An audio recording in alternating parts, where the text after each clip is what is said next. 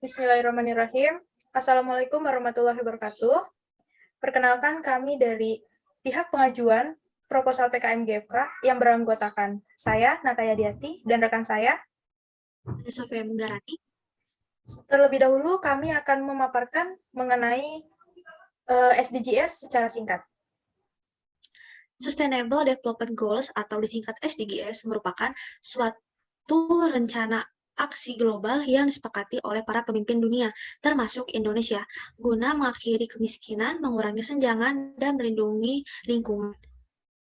SDGs ini berisi 17 tujuan yang mencakup yaitu pertama ada tanpa kemiskinan, kedua tanpa kelaparan, ketiga kehidupan sehat dan sejahtera, keempat pendidikan berkualitas, kelima kesetaraan gender, keenam air bersih dan sanitasi layak, dan lain-lain. Program kreativitas mahasiswa GFK yang kami angkat yaitu mengenai pengelolaan lingkungan sehat dengan mengelola bank sampah menjadi nilai jual. Sampah di negara kita ini sudah tidak dapat dihitung lagi keberadaannya, sebab semakin kurangnya kesadaran masyarakat di sekitar kita yang menganggap sampah yang terlihat kecil tidak akan menimbulkan dampak yang besar di kemudian hari. Namun faktanya, hal sekecil itu saja yang kita anggap remeh akan berakibat yang fatal atau bahkan berdampak yang sangat besar jika tidak diatasi sejak awal. Pertambahan penduduk dapat berpengaruh pesat terhadap menumpuknya sampah, seperti semakin meningkatnya sampah yang berasal dari rumah tangga. Tidak hanya itu, pemenuhan kebutuhan yang berlebihan juga dapat menjadi masalah utama. Semakin tingginya timbunan sampah yang sulit terurai, seperti makanan yang tidak habis dikonsumsi dan hanya dibuang begitu saja dengan tidak memperhatikan dampak yang akan terjadi nantinya. Berikut merupakan pemaparan mengenai penduduk di Indonesia. 10 tahun jumlah penduduk Indonesia bertambah 32,57 juta jiwa. Kini Indonesia didiami oleh 270,2 juta orang. Penambahan penduduk ini mengemukakan dari hasil sensus penduduk 2020 oleh Badan Pusat Statistik. Jika jangka rata-rata, laju pertumbuhan penduduk sejak 2010 berada di level 1,25% dari 237,63 juta jiwa. Kenaikannya melambat dibandingkan sebelumnya. Jika dilihat dari luas daratan Indonesia, maka kepadatan penduduk mencapai 141 jiwa per kilometer persegi. Nah, lebih dari 50% terkonsentrasi di Pulau Jawa, saudara, sebanyak 151,6 juta orang dan terbanyak berada di Jawa Barat. Kemudian di posisi nomor 2, 21,68% penduduk Indonesia berada di Sumatera. Diikuti oleh Sulawesi, Kalimantan, kawasan Bali, Nusa Tenggara, dan terakhir Maluku dan Papua. Milenial harus cermat untuk meningkatkan daur ulang terhadap sampah-sampah sisa yang tidak habis pakai. Selanjutnya, pertumbuhan penduduk Indonesia yang semakin pesat dari tahun ke tahun mengakibatkan berbagai permasalahan yang ditimbulkan akibat pertumbuhan penduduk tersebut, mulai dari minimnya kesejahteraan Indonesia, peningkatan kriminalitas, dan beberapa permasalahan yang berkaitan dengan lingkungan hidup di wilayah Indonesia. Pembangunan yang dilakukan secara terus-menerus disertai dengan pertambahan jumlah penduduk dan laju pertumbuhan ekonomi di suatu daerah dapat membawa dampak positif dan juga dampak negatif. Salah satunya adalah perubahan pola konsumsi masyarakat yang pada akhirnya menimbulkan masalah-masalah baru. Di antaranya adalah timbulnya masalah sampah. Tidak dapat dipungkiri, sampah akan selalu ada selama aktivitas kehidupan masih terus berjalan. Tiap tahunnya dapat dipastikan volume sampah akan selalu bertambah seiring dengan pola konsumerisme masyarakat semakin meningkat. Masalah sampah yang terus berkembang membuat pemerintah menggalakkan program pemilahan sampah berdasarkan jenisnya, yaitu sampah yang dapat didaur ulang secara alami atau biasa disebut dengan sampah organik, dan sampah yang tidak dapat didaur ulang secara alami atau biasa disebut dengan sampah anorganik. Bank sampah yang dijadikan inovasi oleh pemerintah sangat bermanfaat untuk pengolahan sampah. Meski belum maksimal, kemunculan inovasi tersebut telah berkontribusi pada terwujudnya kota yang nyaman dan bersih. Tujuan dari PKM GFK yang kami angkat ini yang pertama yaitu untuk menangani masalah pencemaran lingkungan akibat sampah. Lalu yang kedua ada untuk mencegah terjadinya banjir yang diakibatkan oleh penyumbatan sampah di sungai. Lalu ada manfaat dari adanya kegiatan PKM GFK kami ini. Yang pertama, warga mampu memanfaatkan sampah-sampah untuk menjaga kelestarian lingkungannya dan menjadi ramah lingkungan. Lalu yang kedua, ada meningkatkan kesadaran masyarakat akan bahaya sampah.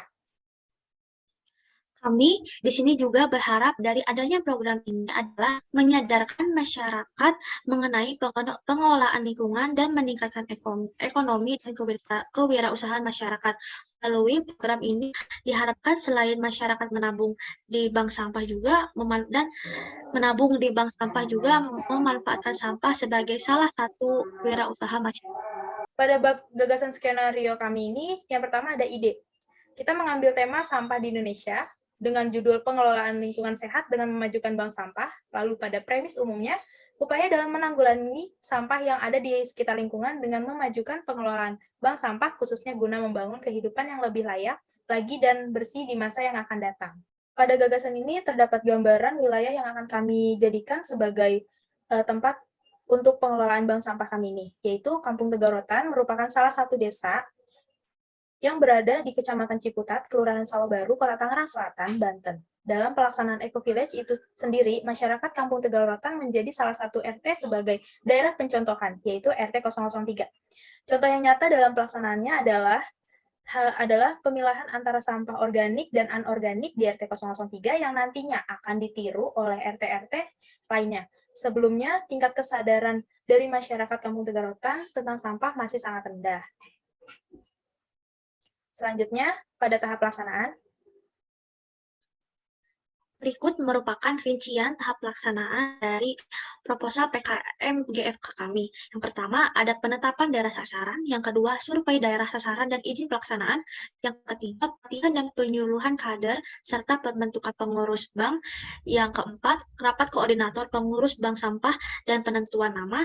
Yang selanjutnya, izin pelaksanaan dan penataan tempat bank sampah, menentukan pengepul bank sampah, dan mempersiapkan alat-alat operasional bank sampah, serta penentuan jadwal kegiatan. Selanjutnya, ada sosialisasi kepada setiap RT dan RW mengenai pemilihan sampah dan manfaat menabung di bank sampah. Selanjutnya, pelaksanaan program, dan yang terakhir adalah laporan akhir.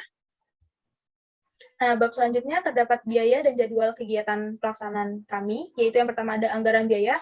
Pada anggaran biaya ini berisi mengenai analisa biaya yang dibutuhkan dalam kebutuhan yang akan dikeluarkan pada pelaksanaan serta pembuatan proposal kegiatan mahasiswa GFK. Yaitu yang pertama, terdapat jenis pengeluaran, yaitu perlengkapan yang diperlukan, biayanya sekitar Rp2.500.000.